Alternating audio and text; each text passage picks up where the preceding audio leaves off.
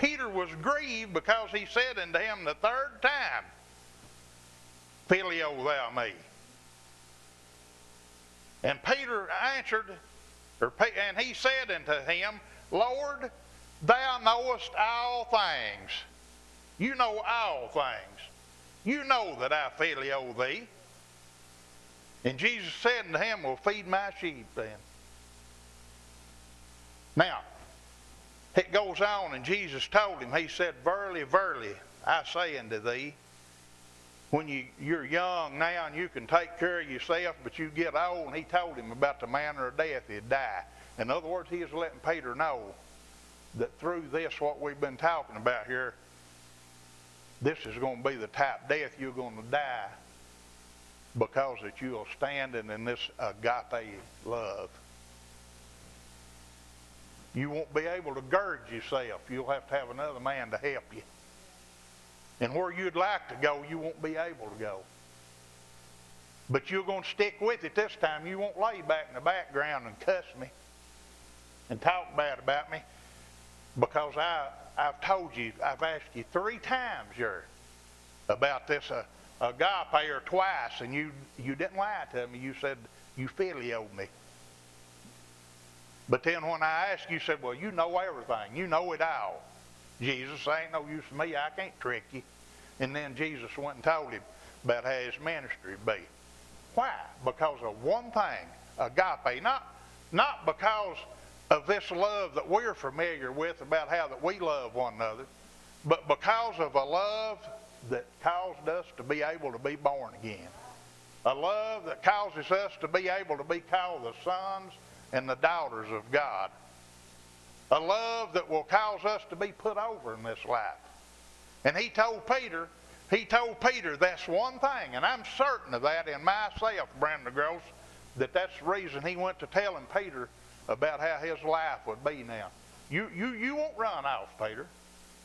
You've proved out what you'll be now. You'll do this agape love. You'll love regardless of whether you feel like it or not, whether you're afraid or whatever the situation may be, you'll love. Amen? We might ought to read just a little of that. Verse 19, when he said that, he said, this spake he signifying by what death that he should glorify God. And when he had spoken this, he said unto him, Follow me. Then Peter, turning about, seeing the disciples whom Jesus loved, talking about John, which also leaned on his breast at supper and said, Lord, which is he that betrayeth thee? And went on talking about that. And then I thought as you go on down through there somewhere, it talks about that fear, about fear.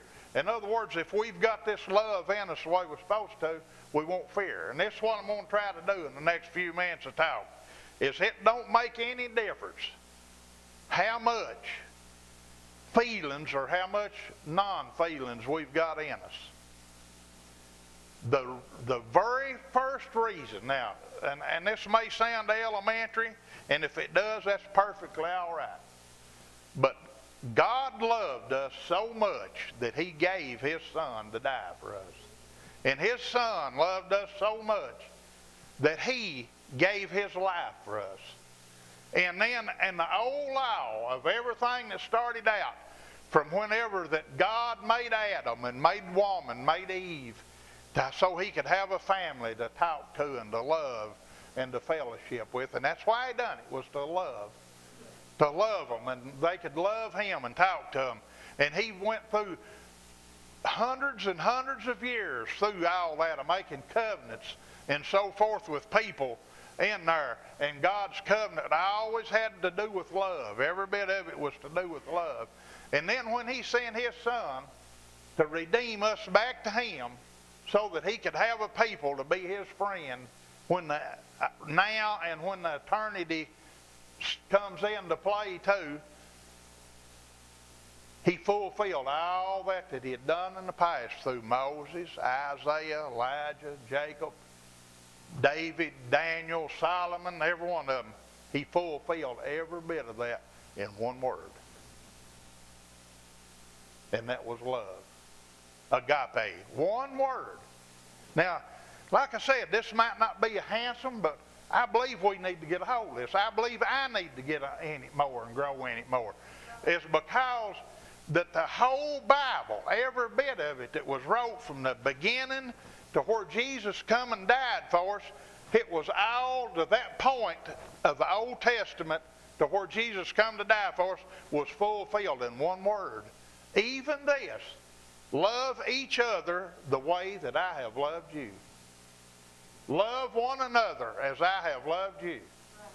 Love each other the way I've loved you. Now, how are we going to do that? Now, this is the part right here that I want us to get a hold of. As Brenda helped me out on this, about this fuzzy-wuzzy love, we need to lay that on the shelf and forget about that when we're talking about this kind of love.